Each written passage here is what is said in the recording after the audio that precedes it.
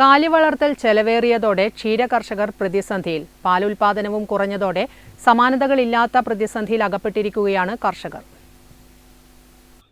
വേനൽ കടുക്കാൻ തുടങ്ങിയതേയുള്ളൂ. പാലുൽപാദനം പകുതിയായതോടെ പ്രതിസന്ധിയിലായിരിക്കുകയാണ് ക്ഷീരകർഷകർ.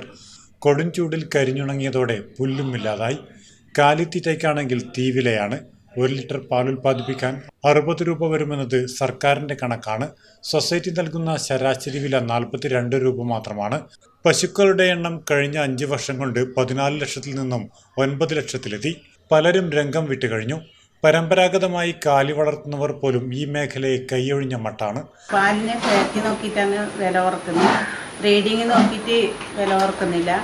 ഇത് വെള്ളമുണ്ടോ നോക്കുന്നില്ല. പാലിൽ പശുവിനെ അസുഖം വന്നാൽ ഒരുപാട് പൈസ ചിലവാണ്.